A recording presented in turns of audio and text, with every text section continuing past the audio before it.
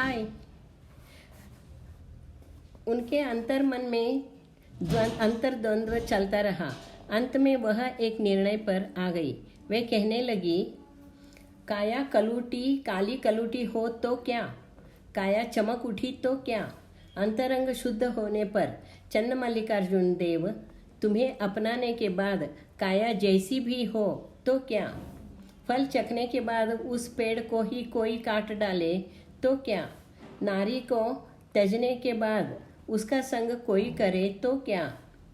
जमीन को छोड़ देने के बाद उसे कोई भी जोते तो क्या। चन्नमल्लिकार्जुन को जान लेने के बाद उस काया को श्वान खा ले तो क्या। सूखे बांस में फिर से क्या अंकुआ निकलेगा। पक्का मटका टूटकर फिर से क्या मिट्टी में एक होगा। डंठी से निकला हुआ फल फिर से क्या डंठी पर लगेगा। कष्टकर्मी मनुष्य यदि कुछ भी कहे तो निष्ठावान शरण फिर से सांसारिक बंधन क्या अपनाएंगे। चन्नमल्लिकार्जुन बताओ तो। इतने मंथन के बाद महादेवी जी का मन थोड़ा स्थिर हो गया। वे सोचने लगी, शायद भगवान इसी तरह भक्तों की परीक्षा लेते हैं। यह सच है कि भगवान सब ओर है। वे ऊपर से आशीर्वाद देते हैं, नीचे से आधार देते हैं, आगे रहकर मार्गदर्शन करते हैं, पीछे रहकर रक्षा करते हैं, साथ रहकर सुख सुविधा साथ देते हैं और दिल में रहकर हर अच्छे बुरे वक्त का सामना करना सिखाता है। हे भगवान, अगर तुम्हें इसी तरह मेरी परीक्षा लेनी है तो कल आने वाली मुसीबत आज ही आए, आज आने वाली मुसीबत अभी आए।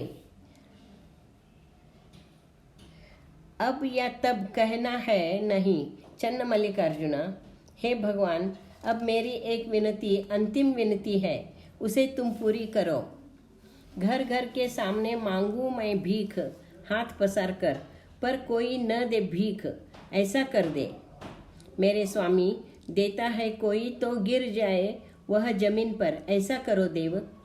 उठा लूँ उसे मैं, इससे पहले ही श्वान कोई उठा ले उसे, ऐसा करो मेरे स्वामी चन्नमल्लिकार्जुना।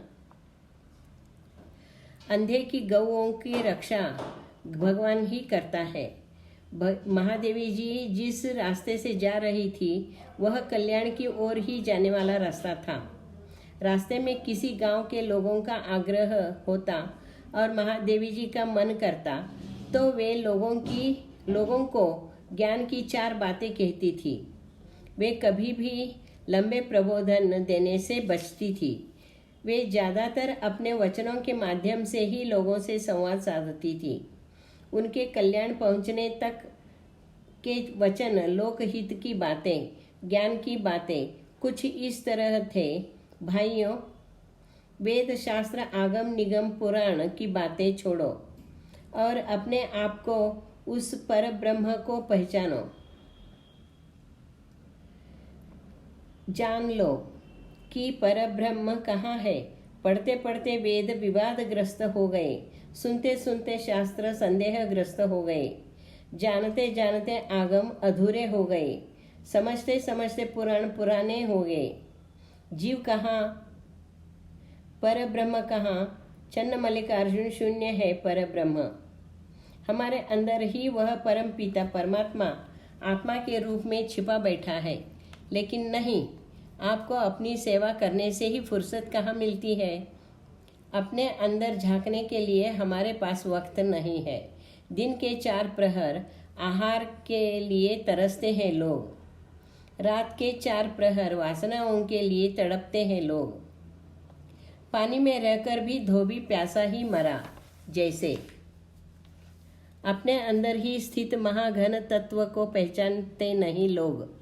तुम ही देखो चन्नमल्लिकार्जुना, शास्त्र प्रवचन सुनने बहुत सारे आते हैं, संगीत सुनकर झूमने वाले भी अनेक होते हैं, लेकिन क्या वे संगीत समझते हैं या शास्त्र पर अमल करते हैं। वे जो भी करते हैं सब दिखावे के लिए ही करते हैं। मुरली की तान पर झूमे सांप तो क्या, भीतर का विष तो मिटेगा नहीं। गीत गाए तो क्या, शास्त्र सुने तो क्या, जब तक अवगुण दूर न कर लेते। आत्मज्ञान पाकर बाह्य सुख भूलने वाले को दिखा दो मुझे, हे मेरे देव चन्न मल्लिकार्जुना। एक देव की ही आराधना करो, एक देव की ही आराधना करो। आडंबर से बचो, कर्म कांड छोड़ो, एक ध्येय रखो, एक ही मार्ग पकड़ो, तो ही तुम अपने गंतव्य पर पहुंचोगे, अन्यथा संसार में भटकते रहोगे। सब कुछ समझने का क्या लाभ, पहले खुद को समझना चाहिए ना। अपने में ज्ञान आत्मसात है तो दूसरों से क्या पूछना। ऐ मेरे चन्न मल्लिकार्जुन, तुम्हें जाना मैंने, तुम्ही ने रास्ता दिखाया, तुमसे ही तुम्हें पाया मैंने प्रभु। लेकिन अन्न के लिए तड़पते हुए, दुख में जलते हुए, लोगों से जूझते हुए थके हैं विषय वासना में डूबे ये जीव राशि। न जानते हैं तुम्हें काल के अधीन प्रणय जीवी सब, तुम्हें क्या जाने चन्न मल्लिकार्जुना। भाइयों जागृत हो जाओ, हाथ की रेत के समान काल फिसलता जा रहा है, पल पल से आयु कम होती जा रही है। अब तो जागो, और कुछ नहीं तो सत्संग ही कर लो, क्योंकि सत्संग से विवेक जागृत होता है और वही तुम लोगों को बुराई से, अपराध करने से बचाएगा, तुम्हारा उद्धार होगा। आयु घट रही है, भविष्य छूट रहा है, सती सुत अलग हो रहे हैं, बांझ होकर नष्ट न हो। शून्य के लिए हे मन चन्न मल्लिकार्जुन के शरणों के संग में। इसी तरह लोगों में चेतना जगाती हुई महादेवी जी कल्याण के पास आ पहुंची। सुंदर सुनहरी शाम, अस्त होते हुए सुनहरा केसरिया सूरज क्षितिज पर थोड़ी देर के लिए टिक गया था। वह पूरा प्रदेश सुनहरा हो गया था। ऊंची पहाड़ी के ऊपर महादेवी जी खड़ी नीचे कल्याण नगरी को देखकर भाव विभोर हो रही थी। कल्याण, बसवण्णा, चन्न बसवण्णा, प्रभुदेव, सिद्धराम, मडिवाल माचीदेव, अजगन्ना और अनेक शिवशरणों की अनेक कहानियाँ और वचन आदि दूर दूर तक प्रचारित हो गए थे। इसीलिए महादेवी जी कल्याण नगरी देखकर, पुण्य नगरी देखकर उसकी महिमा गाने लगी। कल्याण में हर किसी का प्रवेश कैसे होगा, नहीं होगा, असंभव है यह।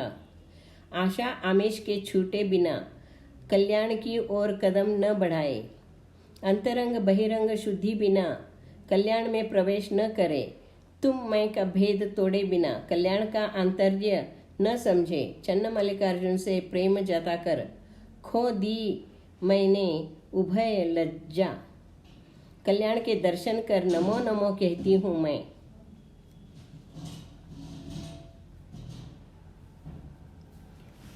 Thank you.